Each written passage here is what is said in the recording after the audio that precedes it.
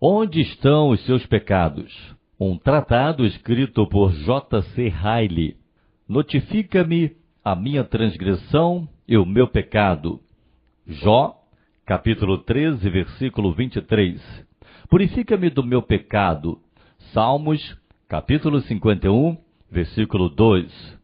O sangue de Jesus Cristo, seu Filho, nos purifica de todo pecado. Está registrado em 1 João, capítulo 1, versículo 7. Cristo Jesus, ao qual Deus propôs para propiciação pela fé no seu sangue, para demonstrar a sua justiça pela remissão dos pecados dantes cometidos sob a paciência de Deus. Romanos, capítulo 3, versículos 24 e 25. A pergunta que constitui o título desta pregação deve suscitar muitas dúvidas em seu coração. Ela diz respeito a todo homem e mulher nascido no mundo. Você não deve descansar até você poder dar a ela uma resposta satisfatória. Onde estão os seus pecados? Peço neste dia que você encare esta pergunta. Peço que você me dê sua atenção por alguns minutos, enquanto eu reforço isto em sua consciência. O tempo se aproxima em que esta pergunta deve ser respondida. Vem a hora em que todas as outras perguntas parecerão como uma gota d'água em comparação com esta. Nós não vamos dizer: onde está o meu dinheiro? Ou onde estão as minhas terras? Onde está a minha propriedade? Nosso único pensamento será: meus pecados, meus pecados, onde estão os meus pecados? Vou oferecer-lhe algumas observações que poderão ajudar a esclarecer a poderosa questão que está diante dos seus olhos. O desejo do meu coração e minha oração a Deus é esta: que este sermão possa ser grandemente útil para a sua alma. Rogo que você o ouça completamente. Não o jogue no fogo, não o rasgue em pedaços em seu coração. Escute-o, escute-o, escute-o até o fim. Não se sabe, mas o Espírito Santo pode empregar esta pregação para a salvação da sua alma. Minha primeira observação é esta: você tem muitos pecados. Eu digo isto ousadamente, sem a menor hesitação. Eu não sei quem você é, ou como o tempo passado da sua vida foi gasto, mas eu sei, pela palavra de Deus, que todo filho e filha de Adão é um grande pecador aos olhos de Deus. Não há exceção, é a doença comum a toda a família de Adão, em todos os cantos do globo terrestre, desde o rei no seu trono até o mendigo à beira da estrada, do senhorio em seu salão ao trabalhador em sua cabana, da elegante senhora em sua sala de estar, à mais humilde serva na cozinha dos clérigos, no púlpito, a criancinha na escola dominical. Nós somos todos, por natureza, culpados aos olhos de Deus, porque todos tropeçamos em muitas coisas, não há um justo, nenhum sequer, todos pecaram. Se dissermos que não temos pecado, enganamos-nos a nós mesmos e não há verdade em nós. Tiago, capítulo 3, versículo 2, Romanos, capítulo 3, versículo 10, Romanos, capítulo 5, versículo 12 e 1 João, capítulo 1, versículo 8. É inútil negar. Todos nós cometemos muitos pecados. Ouvinte, você duvida da veracidade destas palavras? Então vá e examine a lei de Deus, conforme exposta pelo próprio Filho de Deus. Leia com atenção o 5º capítulo do Evangelho de Mateus.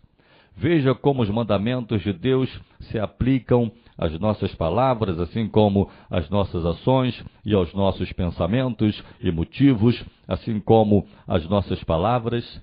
Saiba que o Senhor não vê como vê o homem, pois o homem vê o que está diante dos seus olhos, porém o Senhor olha para o coração. Aos olhos de Deus, o mero pensamento do tolo é pecado, está registrado em 1 Samuel, capítulo 16, versículo 7, também em Provérbios, capítulo 24, versículo 9. E agora, volte-se para a história da sua própria vida e prove-a pelo padrão desta santa regra.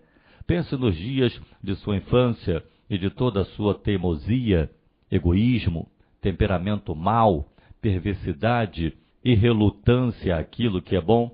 Lembre-se dos dias de sua juventude, sua obstinação, seu orgulho, suas inclinações mundanas, sua ansiedade por controle, seu desejo por coisas proibidas. Traga à lembrança sua conduta desde que você veio à condição humana e os muitos afastamentos do caminho certo, do qual você foi culpado todo ano. Certamente, em face de sua história de vida, você não se lembrará e dirá: eu não pequei. E então volte-se para a história do seu coração. Considere quantas coisas mais se passaram por ele, das quais o mundo não sabe nada. Lembre-se das milhares de imaginações pecaminosas, ideias corruptas, as quais seu coração cogitou, mesmo quando sua conduta exterior foi correta, moral e respeitável. Pense nos pensamentos vis e nas intenções enganosas, falsos motivos, sentimentos maliciosos, invejosos, rancorosos, os quais subiram e desceram por seu homem interior, enquanto aqueles mais próximos a você nunca sonharam ou imaginaram o que estava acontecendo. Certamente, em face da história do seu coração, você não se levantará e dirá: eu não pequei. Mais uma vez, pergunto, você duvida do que eu estou dizendo? Você duvida de que tenha cometido muitos pecados? Então vá e examine o 25º capítulo do Evangelho de Mateus. Leia a conclusão daquele capítulo, a qual descreve os procedimentos do dia do julgamento. Perceba cuidadosamente os motivos pelos quais os maus à esquerda são condenados ao fogo eterno. Nenhuma menção é feita a grandes atos abertos de maldade que eles cometeram. Eles não são culpados por terem matado, ou roubado, ou dito falso testemunho, ou cometido adultério. Eles são condenados pelos pecados de omissão. O simples fato de que eles deixaram por fazer coisas que deveriam ter sido feitas é suficiente para arruinar suas almas para sempre. Em resumo, os pecados de omissão do homem por si só são suficientes para afundá-lo no inferno. E agora, olhe para si mesmo à luz dessa maravilhosa passagem das Escrituras. Tente se lembrar das inúmeras coisas que você deixou por fazer, as quais você deveria ter feito e deixou de dizer o que deveria ter dito.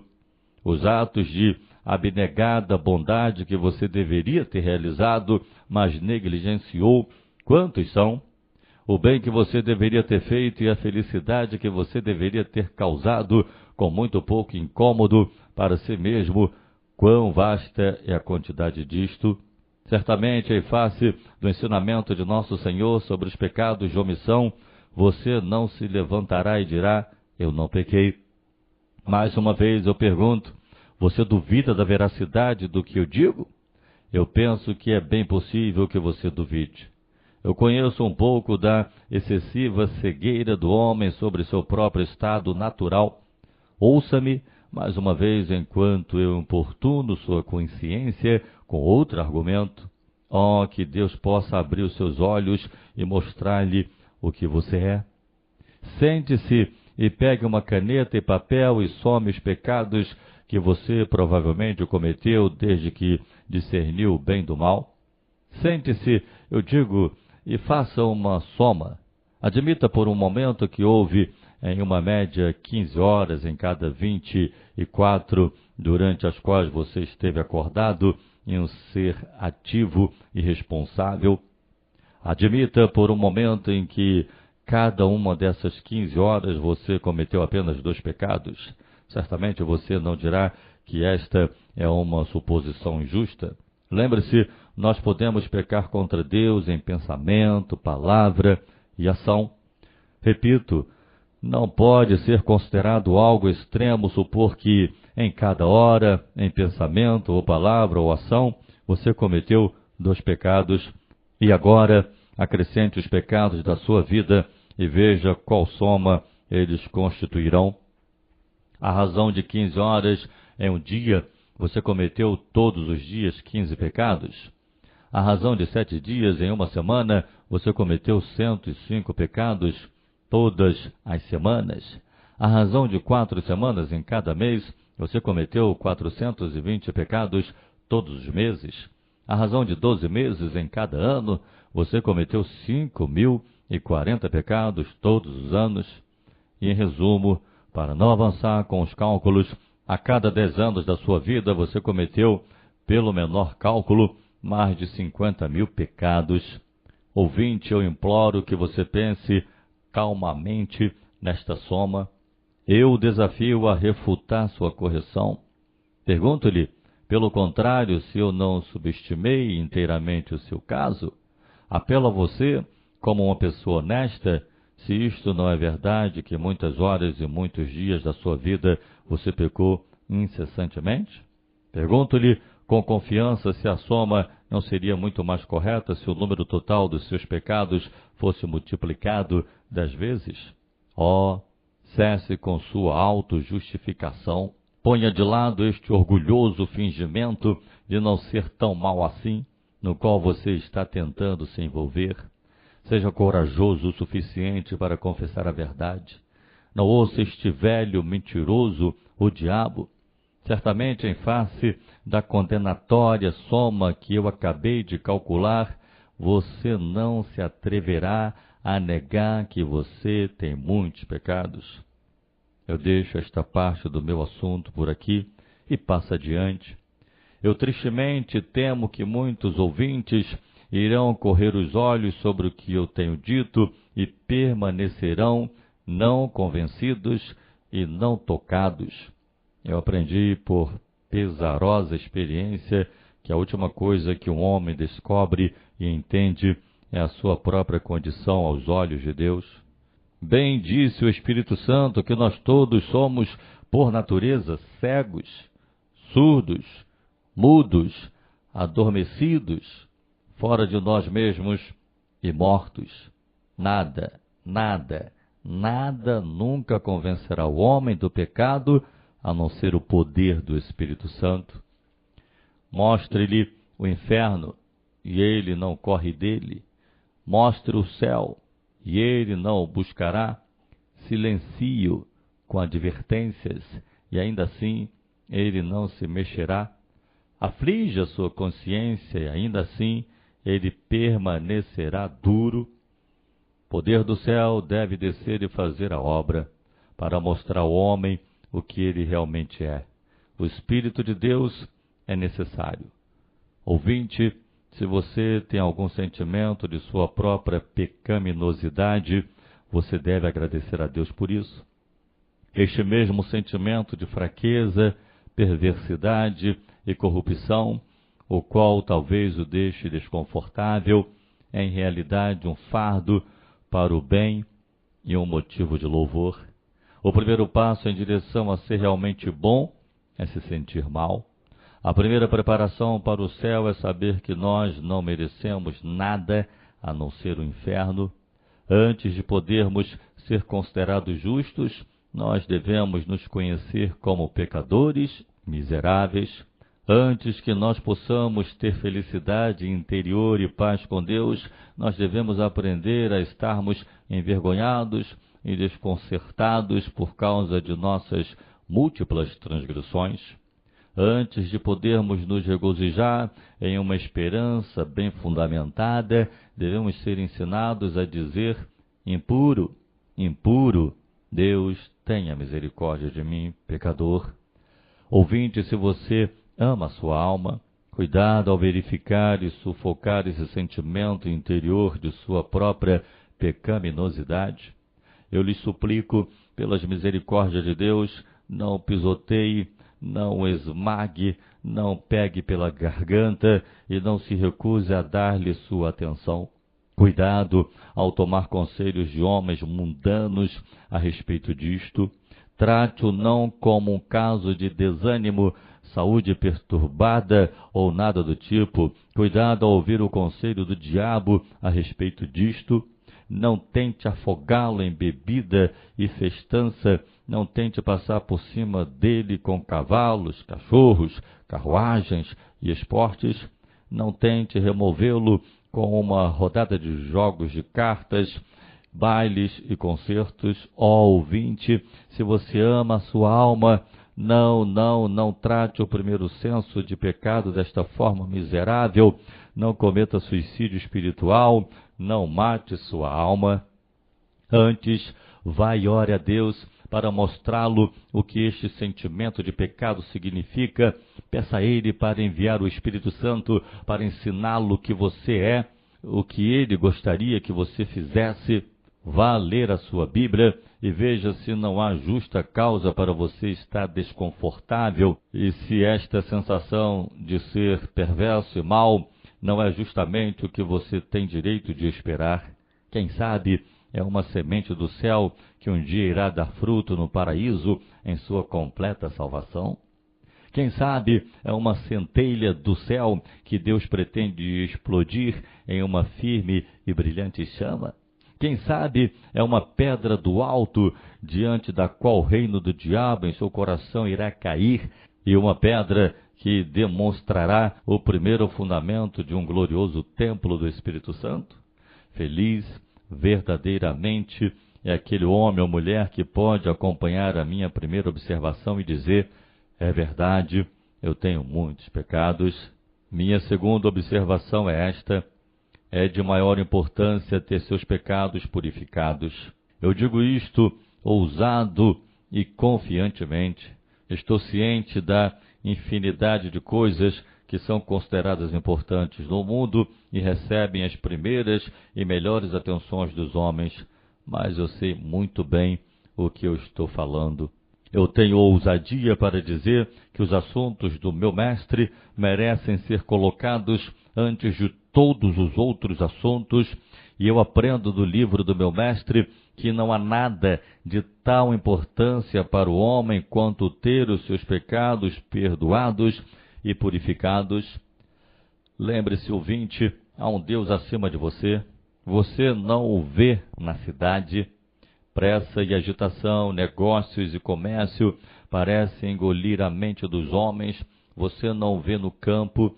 O cultivo e o trabalho mantêm um curso regular e o tempo do plantio e da colheita nunca falham, mas em todo este tempo há um olho eterno olhando desde o céu e vendo tudo o que o homem faz, um olho que nunca cochila e nunca dorme.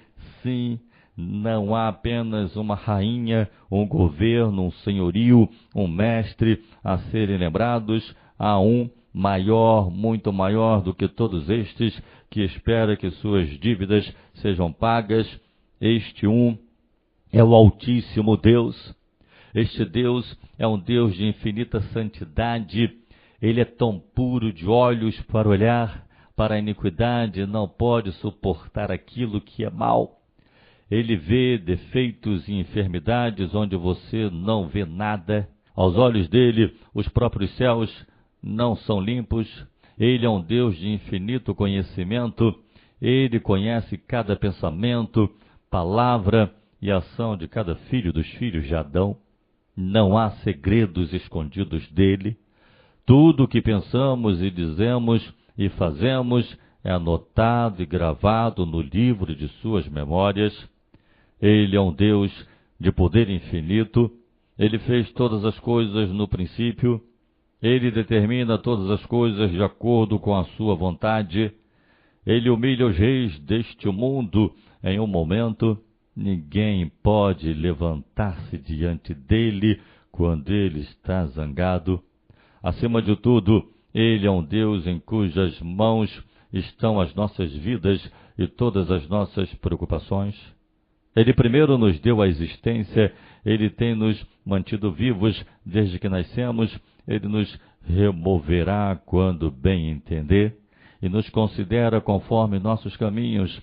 Tal é o Deus com quem temos que lidar. Queridos, pense nessas coisas. Certamente, quando você as considerar, você terá medo. Certamente, você verá que é da maior importância ter seus pecados purificados. Certamente, você perguntará, como essas questões ficam entre mim e Deus? Lembre-se, além disso, que a morte está diante de você. Você não pode viver para sempre.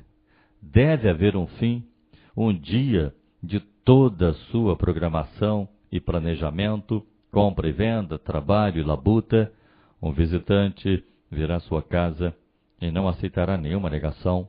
O rei dos terrores exigirá entrada e você o atenderá com aviso de saída. Onde estão os governantes e reis que governaram milhões há 100 anos? Onde estão os ricos que fizeram fortunas e fundaram casas? Onde estão os senhorios que receberam aluguéis e acrescentaram campo a campo? Onde estão os trabalhadores que araram a terra e colheram milho? Onde estão os clérigos que leram liturgias e pregaram sermões? Onde estão os velhos que apoiaram em suas bengalas e murmuravam sobre os dias em que eles eram jovens? Há apenas uma resposta. Eles estão todos mortos, mortos, mortos e mortos, fortes, bonitos e ativos como eles uma vez foram. Eles são todos poeira e cinza agora. Poderosos e importantes como eles consideravam seus negócios, tudo isso chegou ao fim. E nós estamos indo pelo mesmo caminho. Mais alguns anos e nós também estaremos em nossos túmulos. Ouvinte, pense nestas coisas. Certamente quando você considerar seu fim, você não considerará a purificação de pecados um assunto leve. Certamente você verá algo na questão onde estão os seus pecados. Certamente você considerará como eu irei morrer. Lembre-se, além disso, que a ressurreição e julgamento o esperam. Tudo não acaba quando o último suspiro é dado e o seu corpo se torna um pedaço de argila fria. Não, tudo não acaba. As realidades da existência então começam. As sombras terão passado para sempre. A trombeta um dia soará e o evocará de sua estreita cama. Os túmulos se fenderão e os seus inquilinos serão convocados ao encontro de Deus. Os ouvidos que obedeceriam ao sino da igreja serão obrigados a obedecer a esta convocação. As vontades orgulhosas que não queriam se submeteriam a ouvir sermões serão compelidos a ouvir o julgamento de Deus. O grande trono branco será estabelecido. Os livros serão abertos. Todos os homens, mulheres e crianças serão citados para este grande julgamento. Todos serão julgados de acordo com suas obras. Os pecados de cada um serão atribuídos, e cada um deverá receber sua porção eterna, ou no céu, ou no inferno. Ouvinte, pense nessas coisas. Certamente, em memória deste dia, você consentirá que o assunto no qual estou tratando merece atenção. Certamente você deve confessar que é de sua suma importância ter seus pecados purificados. Certamente você considerará como eu vou ser julgado. Devo demonstrar o que está em minha mente.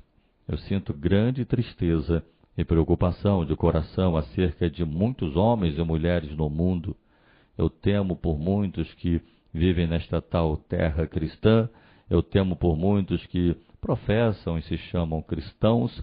Eu temo por muitos que vão à igreja ou à capela todo domingo e têm uma forma decente de religião.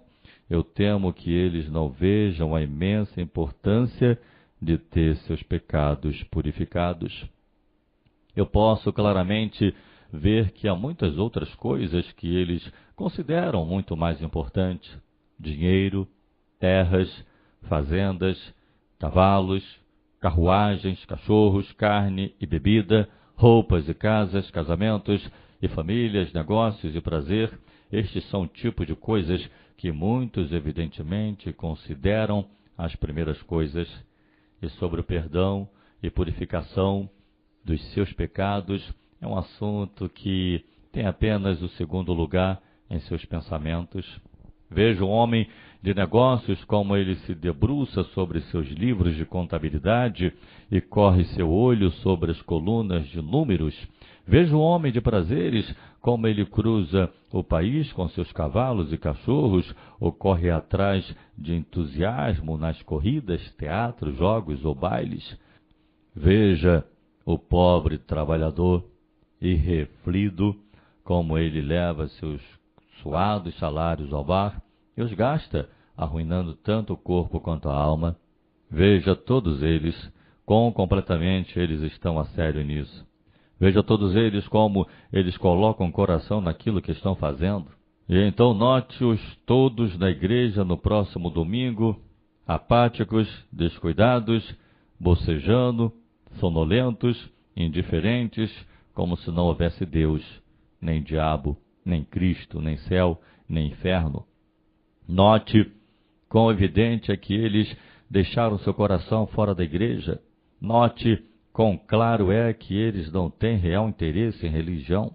Então diga, se não é verdade que muitos não conhecem nada sobre a importância de ter seus pecados purificados. Ó ouvinte, tome cuidado para não ser o caso com você. Queridos, você percebe alguma importância em ser perdoado? Então, em nome de Deus, eu convoco você a encorajar este sentimento mais e mais. Este é o ponto para o qual desejamos trazer as almas de todas as pessoas. Nós queremos que você entenda que a religião não consiste em professar certas obrigações externas e passar por certas formas externas. Consiste em ser reconciliado com Deus e gozar paz com Ele. Consiste em ter nossos pecados purificados e saber que eles são purificados. Consiste em ser trazidos de volta à amizade com o Rei dos Reis e viver na alegria desta amizade. Não ouça aqueles de bom grado o persuadirem de que se você apenas for à igreja regularmente, você irá certamente para o céu. Resolva, de preferência, em sua mente que a verdadeira religião salvadora, assim como a Bíblia ensina, é absolutamente outra coisa. A própria base do cristianismo real é saber que você tem muitos pecados e merece o inferno e sentir a importância de ter estes pecados purificados para que você possa ir para o céu. Felizes, diz o mundo, são aqueles que têm muitas propriedades e elegantes casas. Felizes são aqueles que têm carruagens, cavalos, servos, grandes saldos em seus bancos e grandes tropas de amigos. Felizes são aqueles que são vestidos na púrpura e no linho fino e saem suntuosamente todos os dias, que não têm nada que fazer além de gastar seu dinheiro e divertirem-se. Porém, qual é o real valor de tal felicidade? Ela não dá sólida e real satisfação, mesmo no momento da diversão. Ela dura apenas por alguns anos. Ela apenas dura até que venha a morte, como a mão no banquete de Belsazar, e acabe com tudo. E então esta chamada felicidade é trocada por eterno tormento no inferno. Bem-aventurado, diz a palavra de Deus, aquele cuja transgressão é perdoada e cujo pecado é coberto. Bem-aventurado o homem a quem o Senhor não imputa a maldade. Bem-aventurados os pobres de espírito, porque deles é o reino dos céus. Bem-aventurados os que choram, porque eles serão consolados. Bem-aventurados os que têm fome e sede de justiça, porque eles serão fartos. Salmo 32, 1 e 2. Mateus, capítulo 5, versículo 2. Sua bem-aventurança nunca terá fim. Sua felicidade não é uma fonte que seca no verão, falhando justamente quando sua necessidade é mais severa. Seus amigos não são andorinhas de verão, abandonando-os como os convidados de Adonias ao primeiro som das trombetas. O seu sol nunca se porá, sua alegria brotará no tempo certo e florescerá na eternidade. Deles, em uma palavra, é a felicidade verdadeira, porque é para sempre. Ouvinte, você crê no que estou dizendo? É tudo verdade. Você verá um dia as palavras de quem subsistirão, as palavras do homem ou a palavra de Deus. Seja sábio a tempo, estabeleça em seu coração, nesta mesma hora, neste instante, que a coisa mais importante a que o homem pode entender é a purificação e perdão dos seus pecados. Minha terceira observação é esta: você não pode purificar seus pecados. Faço esta declaração ousada e confiante, surpreendente, como isto soa ao coração natural, eu a dou como uma inegável verdade escritural. Apesar de todos os fariseus e católicos romanos e socinianos e deístas, idólatras do poder e razão humanas, eu, sem hesitação, repito minhas assertivas: os pecados do homem são muitos e grandes. É da maior importância que estes pecados sejam purificados. A culpa do homem, aos olhos de Deus, é enorme. O perigo do inferno para o homem, depois que ele morre, é iminente e tremendo. O homem não pode purificar seus próprios pecados. Está escrito, e é verdade. Por isso nenhuma carne será justificada diante dele pelas obras da lei. Romanos capítulo 3, versículo 20. Não purificará seus pecados, desculpar-se por eles. Você pode se lamentar sobre sua maldade passada e se humilhar em panos e sacos cinzas. Você pode derramar torrentes de lágrimas e reconhecer sua própria culpa e perigo. Você precisa, você deve fazer isso, mas você não irá, ao fazer isso, apagar suas transgressões do livro de Deus. Sofrimento não pode fazer expiação pelo pecado. O criminoso condenado em um tribunal de justiça está frequentemente pesaroso por seus crimes. Ele vê a miséria e ruína que eles trouxeram sobre ele. Ele lamenta sobre sua insensatez em não ouvir os conselhos e ceder às tentações. Mas o juiz não o deixa ir porque ele está arrependido. A ação está feita, a lei foi violada, a pena foi imputada, a punição deve ser imposta, não obstante as lágrimas do criminoso. Ouvinte, isto é precisamente sua posição aos olhos de Deus. Seu arrependimento é certo, bom e apropriado, mas seu arrependimento não tem nenhum poder para purificar os seus pecados. É preciso algo mais que penitência para retirar a carga de seu coração. Reconstruir a sua vida não purificará os seus pecados. Você pode reformar sua conduta e virar uma nova página. Você pode abandonar muitos hábitos maus e adquirir muitos bons. Você pode se tornar, em resumo, um homem mudado em todo o seu comportamento exterior. Você pode. Você precisa, você deve fazer isso. Sem tal mudança, nenhuma alma nunca foi salva, mas você não irá, ao fazer isso, limpar nenhuma partícula de sua culpa aos olhos de Deus. Reforma não faz nenhuma expiação pelo pecado. O homem de negócio falido, que deve 10.000 libras e não tem 10 shillings para pagar, pode resolver se tornar um caráter reformado. Depois de gastar toda a sua essência em uma vida tumultuada, ele pode se tornar estável, moderado e respeitável. É correto e adequado que ele o seja, mas isso não irá satisfazer as pretensões daqueles a quem ele deve dinheiro. Mais uma vez eu digo, este é exatamente o seu caso por natureza aos olhos de Deus. Você deve a ele 10.000 talentos e não tem nada para pagar. As melhores de hoje são muito boas, mas elas não apagam os débitos de ontem. Requer-se algo mais do que aperfeiçoamento e reforma para dar-lhe um coração leve e libertar a sua consciência, tornar-se diligência no uso das formas e ordenanças da religião não irá purificar seus pecados. Você pode alterar os seus hábitos dominicais e aos cultos desde a manhã até a noite. Você pode se esforçar para ouvir pregações em dias de semana, assim como no domingo. Você pode receber a ceia do Senhor em todas as ocasiões possíveis e dar esmolas e jejuar.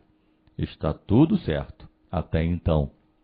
É algo correto e apropriado atender às suas obrigações religiosas, mas todos os meios de graça no mundo nunca lhe farão bem algum.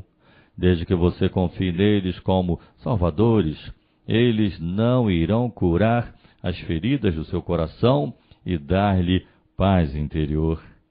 Formalismo não pode fazer expiação pelo pecado.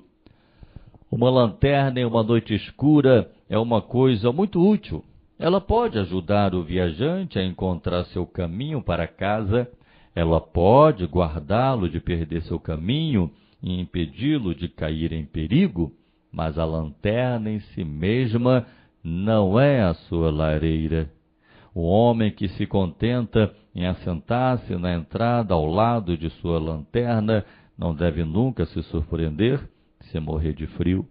Ouvinte, se você tentar satisfazer a sua consciência com o comparecimento formal aos meios da graça, você não é mais sábio do que este viajante. É preciso algo mais que formalidade para tirar o fardo de sua consciência e dar-lhe paz com Deus. Não purificará os seus pecados olhar os homens por ajuda. Não é pelo poder de qualquer filho de Adão que se salva a alma de alguém.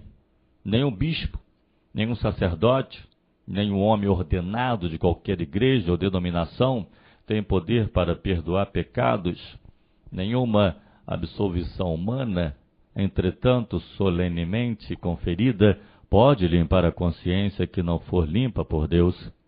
É bom perguntar ao Conselho de Ministros do Evangelho quando a consciência está confusa. É ofício deles ajudar os cansados e sobrecarregados e mostrá-los o caminho da paz, mas não é pelo poder de qualquer ministro que se liberta qualquer homem de sua culpa. Nós podemos apenas mostrar o caminho que deve ser seguido. Nós devemos apenas apontar a porta em que todos devem bater. Requer-se uma mão muito mais forte do que a de qualquer homem para tirar as correntes da consciência e libertar o prisioneiro. O falido que pede a um falido para colocar no mercado novamente está apenas perdendo tempo. O pobre que vai até o vizinho pobre e implora para ajudá-lo em suas dificuldades está apenas se preocupando em vão. O prisioneiro não pede ao seu companheiro de prisão para libertá-lo. O náufrago não chama seu camarada náufrago para o levar em segurança à costa. A ajuda, em todos estes casos, deve vir de outro lugar. O alívio, em todos estes casos, deve ser solicitado de alguma outra mão. Queridos, este é exatamente o mesmo em caso de purificação dos seus pecados, desde que você busque eles do homem, ordenados ou não ordenados, você o busca onde não se pode encontrar. Você deve ir além, você deve olhar mais alto, você deve se voltar para outro lugar para conforto. Não é pelo poder de nenhum homem, na terra ou no céu, tirar o fardo do pecado da alma de um irmão.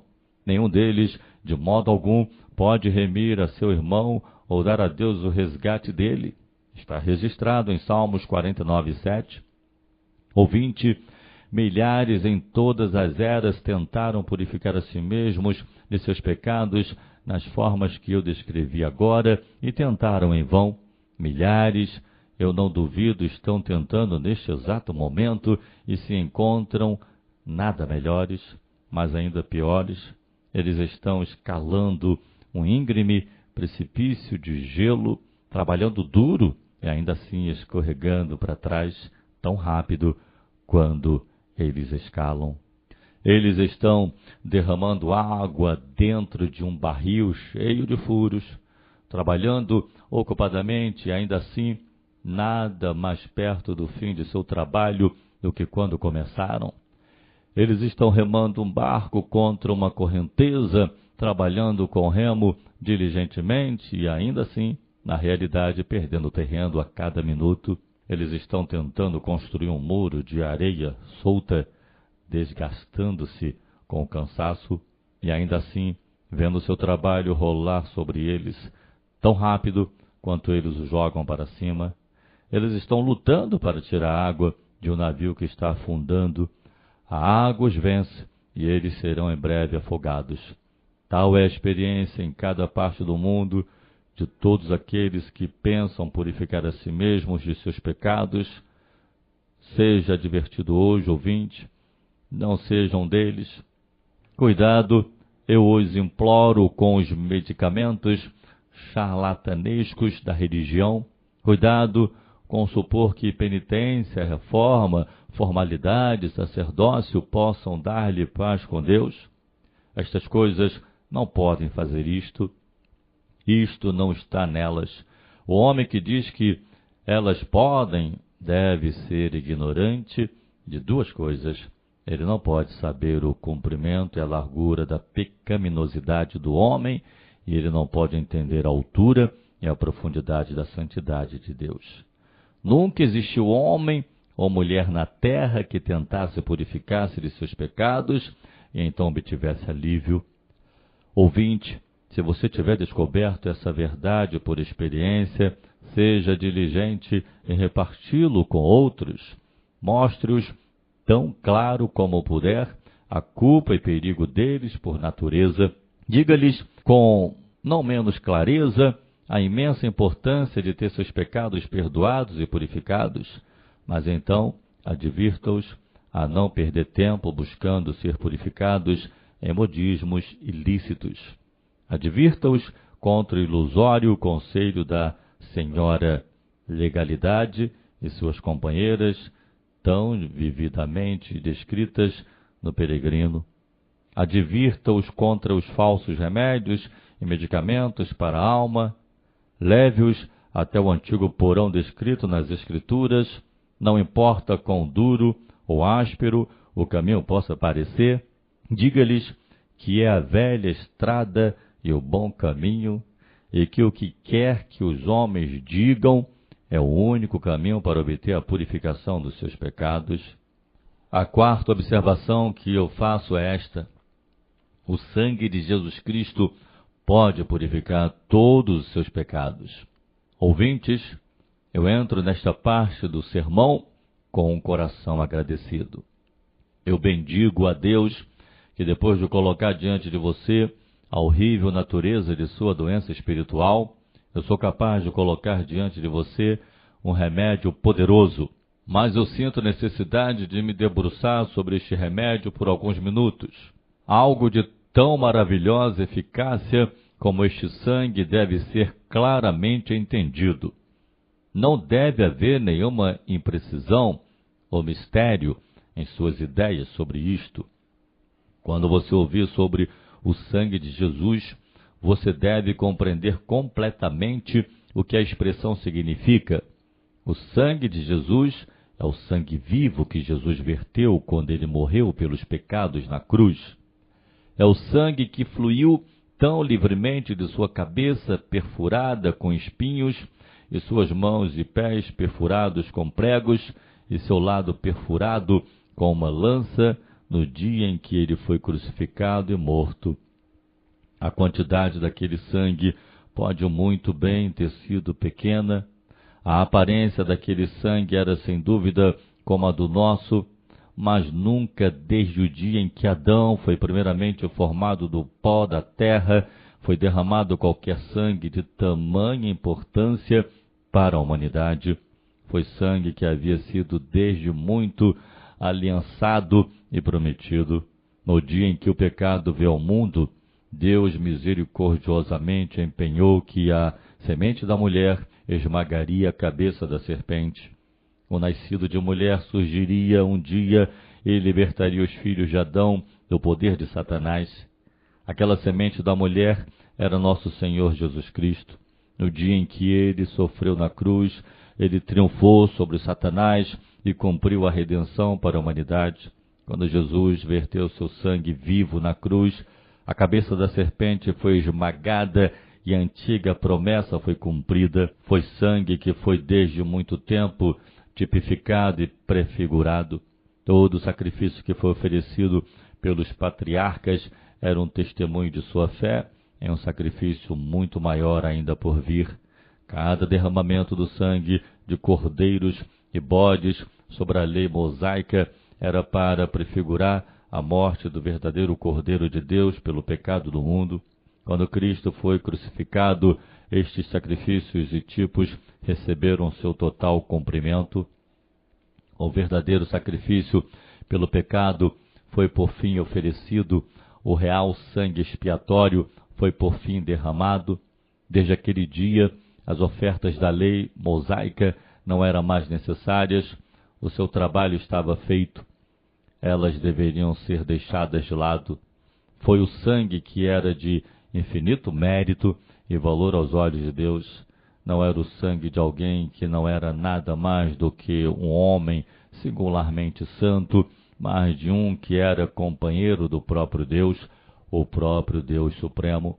Não era o sangue de alguém que morreu involuntariamente como Marte pela verdade, mas alguém que voluntariamente encarregou-se de ser o substituto e procurador da humanidade, suportar seus pecados e carregar suas iniquidades. Fez expiação pelas transgressões da humanidade, pagou o enorme débito dos homens com Deus, forneceu uma maneira de justa reconciliação entre o homem pecador e seu santo Criador. Fez um caminho do céu para a terra, pelo qual Deus poderia vir ao homem e mostrar misericórdia. Fez um caminho da terra para o céu, pelo qual o homem poderia se aproximar de Deus e ainda assim não sentir medo. Sem isto, não poderia ter havido remissão do pecado. Através dele, Deus pode ser justo e ainda assim o justificador do ímpio. Dele uma fonte foi formada, na qual os pecados podem se lavar e ser limpos por toda a eternidade. Ouvintes, este maravilhoso sangue de Jesus, aplicado à sua consciência, pode purificá-lo de todo pecado. Não importa quais seus pecados foram, ainda que os nossos pecados sejam como a escarlata, eles se tornarão brancos como a neve, ainda que sejam vermelhos como o carmesim, se tornarão como a branca lã. Está registrada em Isaías, capítulo 1, versículo 18.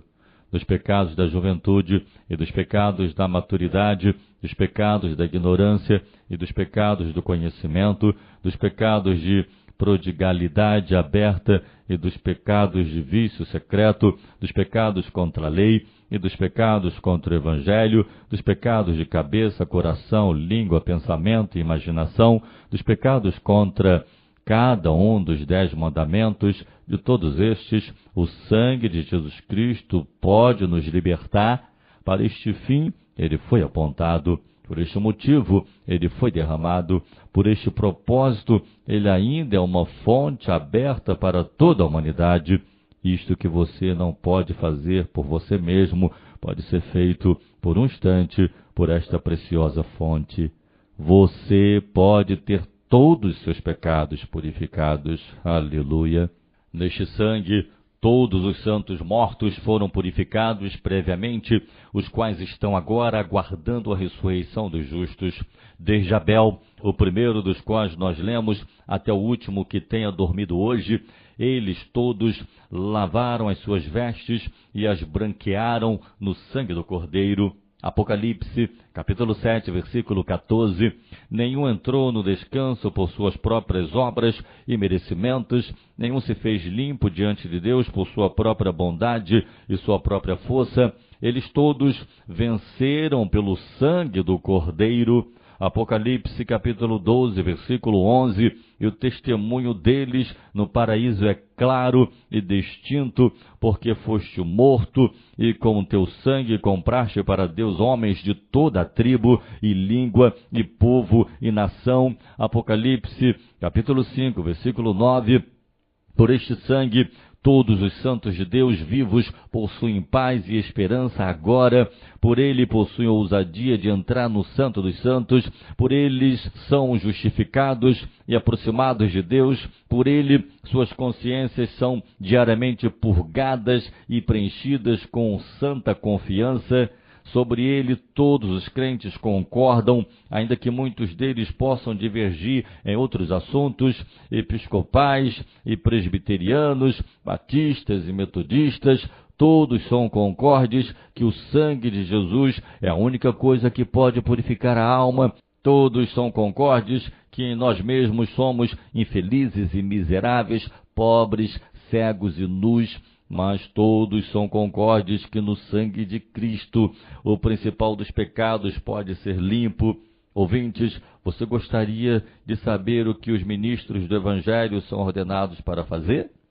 Nós não somos separados para fazer nada que cultos, administrar sacramentos e casar pessoas e enterrar os mortos. Nós não somos destinados a fazer nada mais que mostrá-los à igreja, ou nós mesmos, ou o nosso grupo. Nós somos enviados para o trabalho de mostrar aos homens o sangue de Cristo. E a não ser que estejamos continuamente fazendo isso, nós não somos verdadeiros ministros do Evangelho.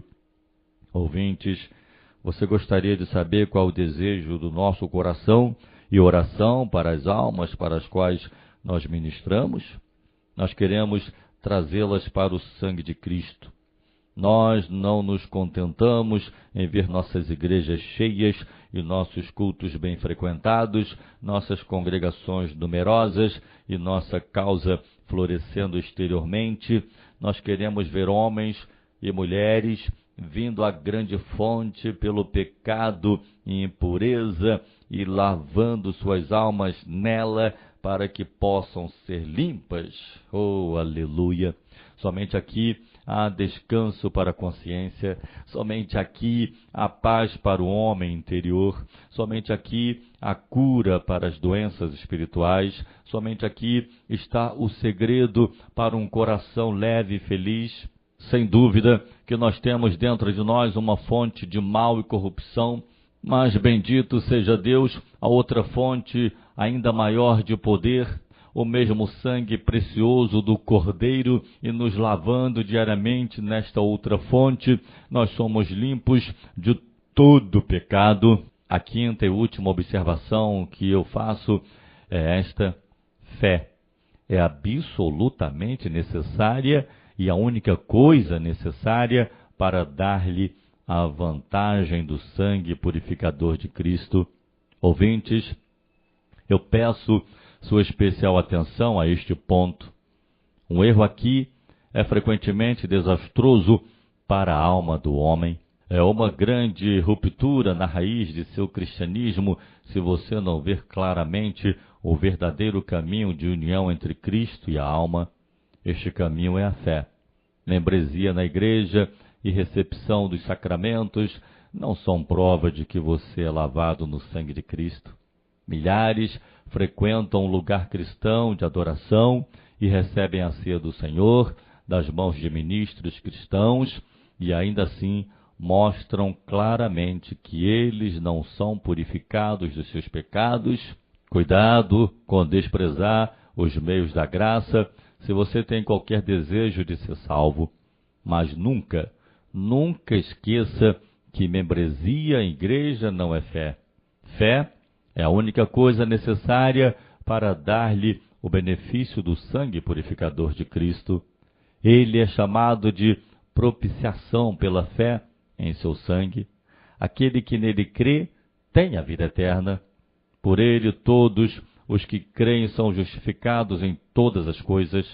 Sendo justificados pela fé, nós temos paz com Deus por nosso Senhor Jesus Cristo. A sabedoria de todo o mundo nunca irá prover uma melhor resposta a um inquiridor do que aquela que Paulo deu ao carcereiro Filipe: crê no Senhor Jesus e serás salvo. Estás convencido do pecado? Diz o Evangelho. Tu realmente vês que tu tens muitos pecados e mereces o inferno? Tu renuncias a toda a esperança de limpar a ti mesmo dos teus pecados por teu próprio poder? Então tu és exatamente o homem para quem o Evangelho traz conforto. Veja o sangue expiatório de Cristo.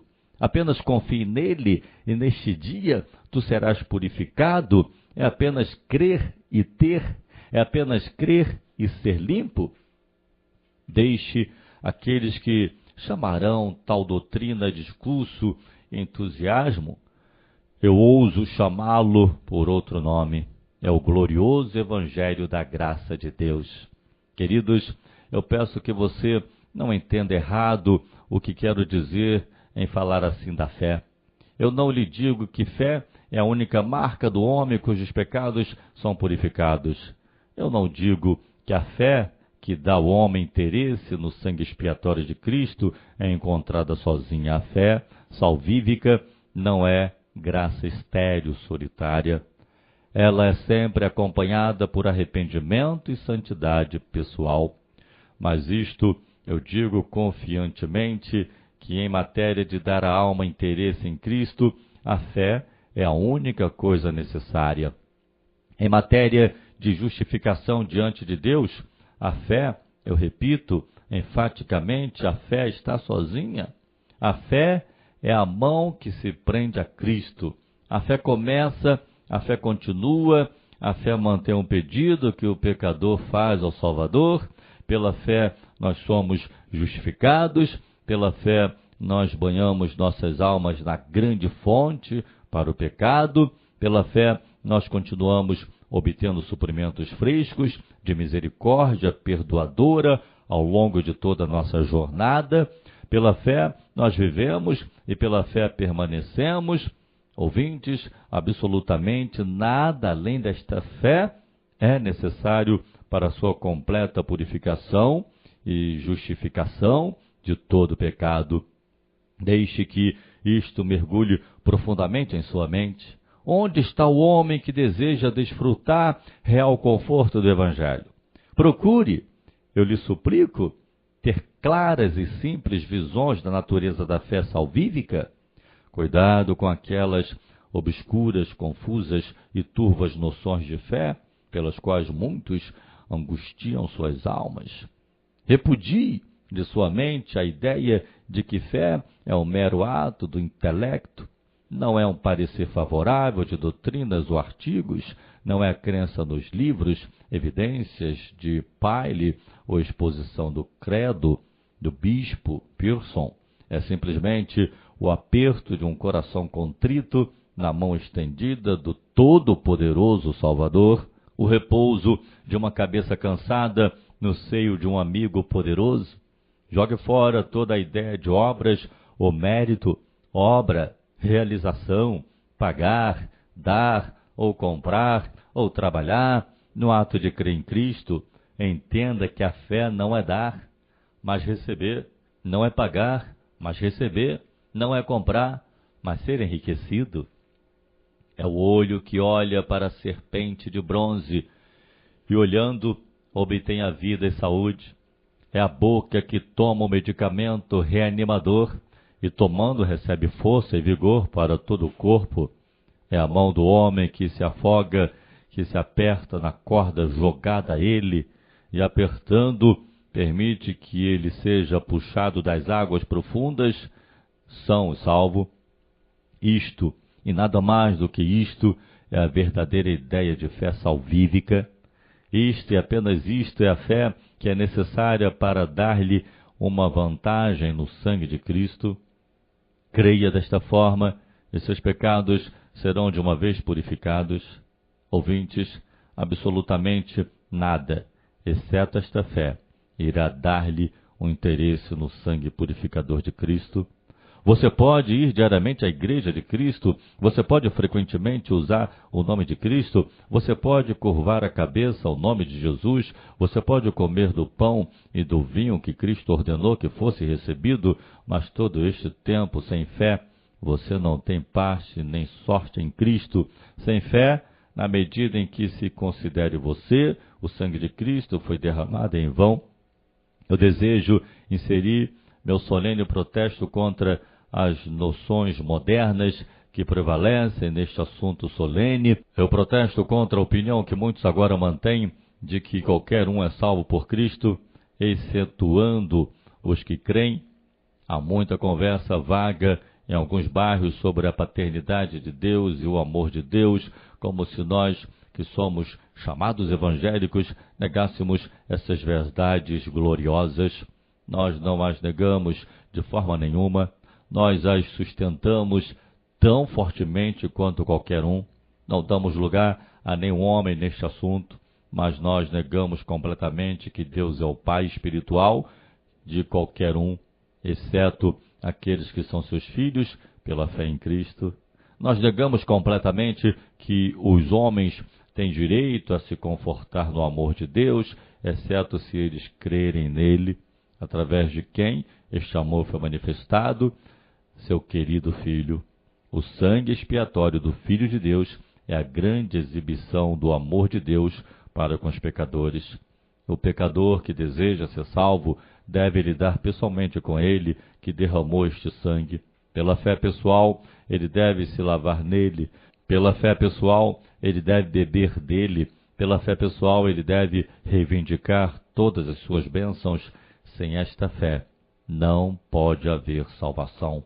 Ouvintes, você saberia que os objetos principais que nós, ministros, temos em vista em nossas pregações? Nós pregamos que você pode crer. Fé é o que nós desejamos ver produzido em suas almas. Fé é o que, uma vez produzido, desejamos ver crescer. Nós regozijamos em ver você ir regularmente para ouvir o Evangelho. Nós regozijamos em ver uma congregação de adoradores ordenada, bem comportada, mas fé é o grande resultado o qual nós desejamos ver em suas almas. Sem fé, nós não podemos nos sentir confortáveis sobre vocês. Sem fé, vocês estão em iminente perigo do inferno. Conforme a sua fé, será a força de seu cristianismo.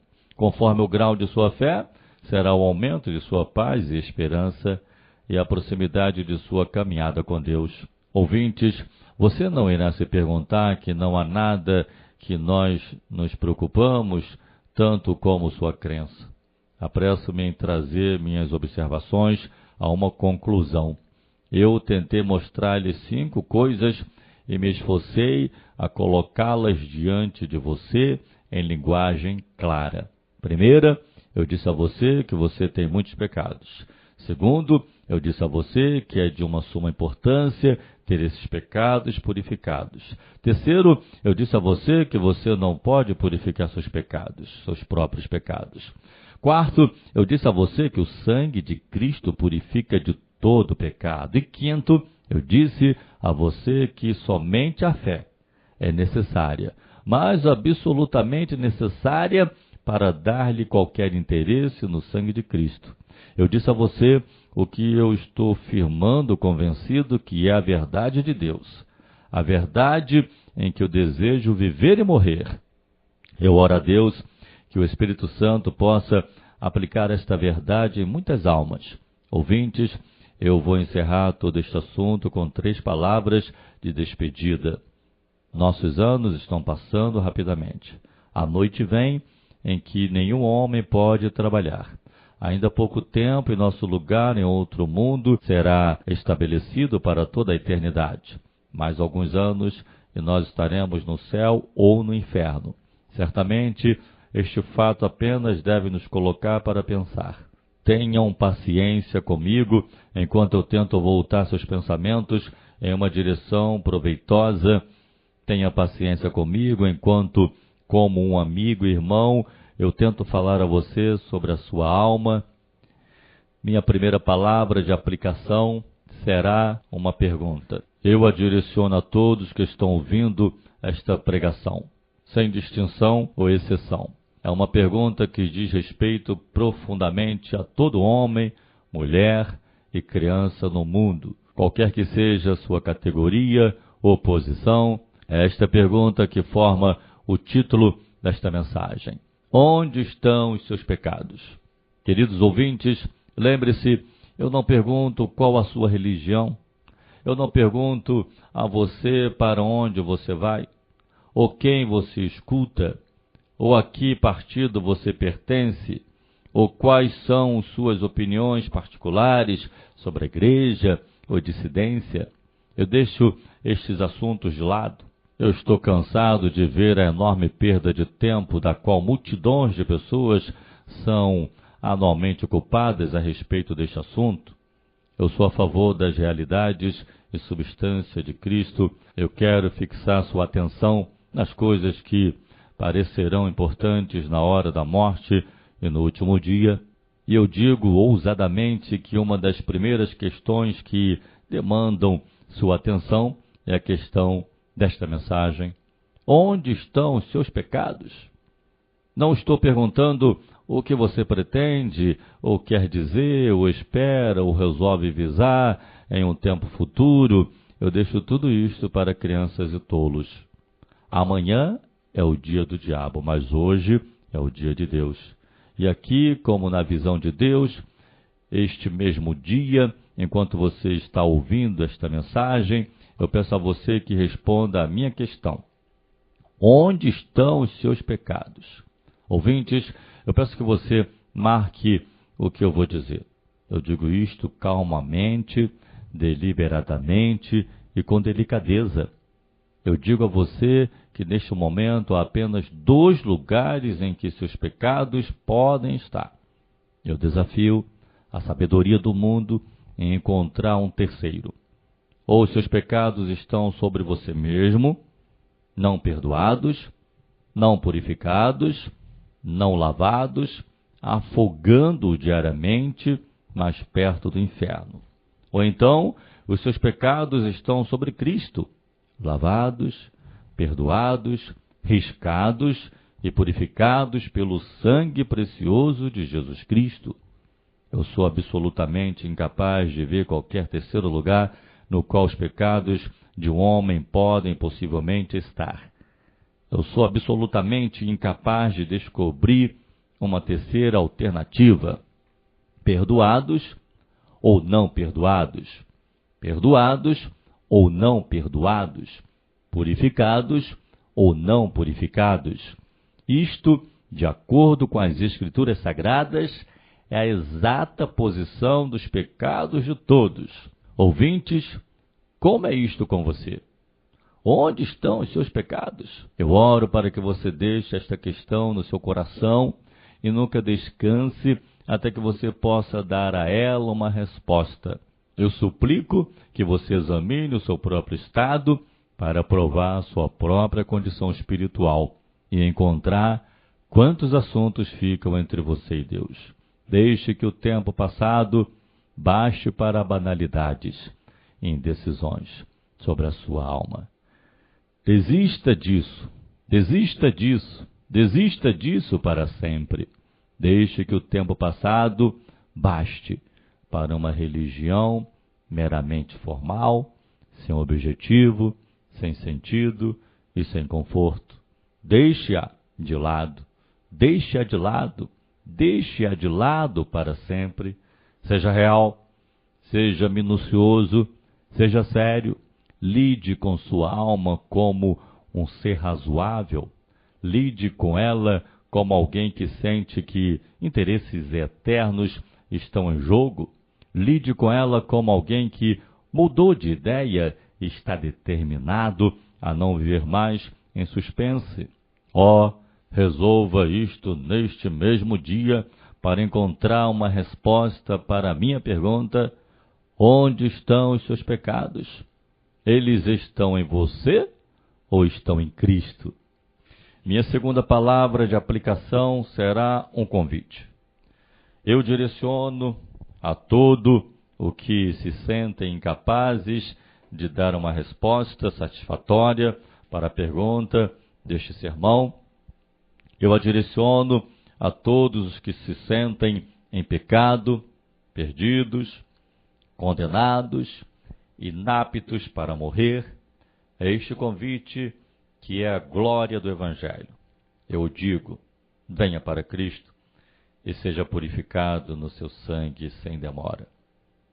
Venha para Cristo e seja purificado no seu sangue sem demora. Eu não sei o que você pode ter sido em sua vida passada, não importa. Você pode ter quebrado todos os mandamentos sobre o céu, você pode ter pecado com alta mão contra a luz e o conhecimento, você pode ter desprezado os avisos de um pai e as lágrimas de uma mãe, você pode ter corrido avidamente para cada excesso de tumulto e mergulhado em todo tipo de libertinagem abominável, você pode ter voltado as costas completamente a Deus, seu dia, sua casa, seus ministros, sua palavra. Eu digo novamente, não importa. Você sente os seus pecados? Você está farto deles? Você se envergonha deles? Você está cansado deles? Então venha para Deus assim como você está. E o sangue de Cristo o fará limpo. Eu vejo que você está hesitando, duvidando e supondo que as notícias são boas demais para serem verdade. Eu vejo o diabo sussurrando no seu ouvido. Você é muito mau, você é muito ruim para ser salvo. Eu comando em nome de Deus a não dar espaço a tais dúvidas. Eu lembro que Satanás sempre foi um mentiroso. Uma vez ele lhe disse que era muito cedo para a religião. Agora ele diz que é muito tarde. Eu lhe digo confiantemente que Jesus Cristo é capaz de salvar completamente todos aqueles que se veem a Deus por Ele. Eu lhe digo confiantemente que Ele recebeu, purificou e perdoou milhares tão maus quanto você. Ele nunca muda. Apenas venha a Ele e seu sangue o purificará de todo pecado. Eu posso muito bem imaginar que você se sente em perda e não sabe o que fazer. Eu posso muito bem acreditar que você não vê para qual lado se virar, ou qual passo tomar, ou em que maneira seguir meu conselho. Eu o convido a ir e dizer isto ao Senhor Jesus Cristo.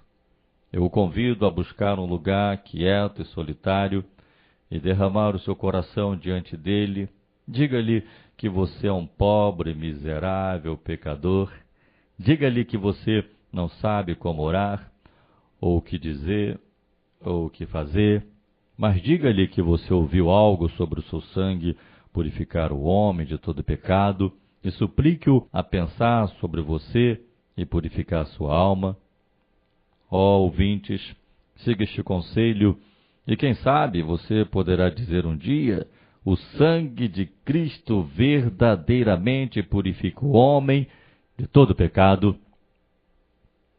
Ouvintes, pela última vez eu ofereço meu convite.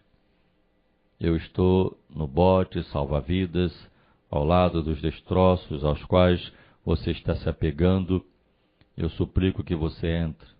Este dia já é passado, a noite está vindo, as nuvens estão se juntando, as ondas estão subindo, ainda há pouco tempo e os velhos destroços deste mundo irão se despedaçar. Entra no bote salva-vidas, entre e fique seguro, venha para o sangue de Cristo, lave-se e fique limpo, venha com todos os seus pecados para Cristo e lance-os nele.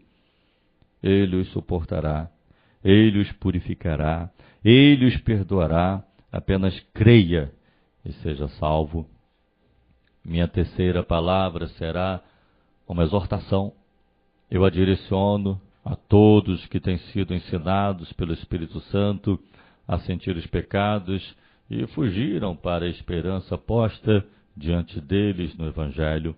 Eu a direciono a todos os que descobriram a grande verdade que eles são pecadores, culpados e se lavaram no sangue de Cristo para ter seus pecados purificados.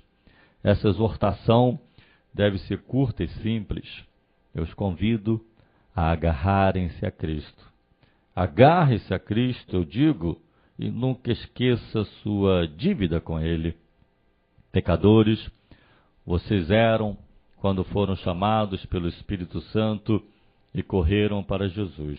Pecadores, vocês foram, mesmo em sua cama, desde a sua conversão. Pecadores, vocês serão até a hora da morte, nada tendo de que se vangloriar em vocês mesmos. Então, agarrem-se a Cristo. Agarrem-se a Cristo, eu digo, e façam uso do seu sangue purificador todos os dias. Vá a Ele todas as manhãs, como seu sacrifício matinal, e confesse sua necessidade de sua salvação. Vá a Ele todas as noites, depois do alvoroço do dia, e pleiteie por nova absolvição. Lave-se na grande fonte todas as noites, depois de toda a corrupção do contato com o mundo. Aquele que está lavado não necessita de lavar senão os pés. Está registrado em João, capítulo 13, versículo 10. Agarre-se a Cristo, eu digo, e mostre ao mundo o quanto você o ama. Mostre isto por obediência aos seus mandamentos. Mostre isto por conformidade com sua imagem. Mostre isso seguindo o seu exemplo. Faça a causa de seu mestre adorável e bela diante dos homens pela sua própria santidade de temperamento e conversação. Deixe que o mundo veja que aquele que muito é perdoado é o que ama mais, e que o quem ama mais é o que mais faz por Cristo. Está escrito em Lucas, capítulo 7, versículo 47. Agarre-se a Cristo, eu digo, e tenha altos pensamentos sobre a expiação que seu sangue fez na cruz. Pense grandemente em sua encarnação e seu exemplo. Pense grandemente sobre seus milagres e suas palavras. Pense grandemente de sua ressurreição e intercessão e sua segunda vinda. Mas pense muito mais grandiosamente no sacrifício de Cristo e na propiciação feita por sua morte. Contenda seriamente pela antiga fé a respeito de sua expiação. Veja na velha doutrina que ele morreu como um substituto pelos pecadores, a única solução de milhares de passagens no Antigo Testamento e centenas de passagens no Novo. Nunca se envergonhe de deixar os homens saberem que você obtém todo o seu conforto do sangue expiatório de Cristo e de sua substituição a você na cruz. Agarre-se a Cristo, eu digo, por último, e faça muito das veredas fundamentais a respeito da salvação pelo seu sangue. Estes são os velhos amigos aos quais nossas almas irão se voltar na hora de nossa partida. Estas são as velhas doutrinas sobre as quais devemos apoiar nossas cabeças doloridas quando a vida e a morte estão à vista. Nós não devemos nos perguntar, então, se nós fomos episcopais ou presbiterianos, clérigos ou dissidentes. Nós não devemos nos confortar, então, em noções e invenções humanas ultramodernas, no batismo, em membresia de igreja, em seitas e partidos, em cerimônias e formas. Nada, então, irá nos fazer bem que não o sangue de Cristo. Nada nos apoiará, então, que não o testemunho do Espírito, que no sangue de Jesus nós nos lavamos e por aquele sangue nos fizemos limpos. Ouvinte, eu recomendo estas coisas à sua atenção. Se você nunca conheceu estas coisas antes, que você logo se torne íntimo delas. Se você as conheceu num tempo passado, que você as possa conhecer melhor no porvir, nós nunca podemos saber muito bem a resposta certa para a poderosa questão: onde estão os meus pecados? Projeto Riley, anunciando a verdade evangélica. Acessem www.projetoriley.com.br www.projetoriley.com.br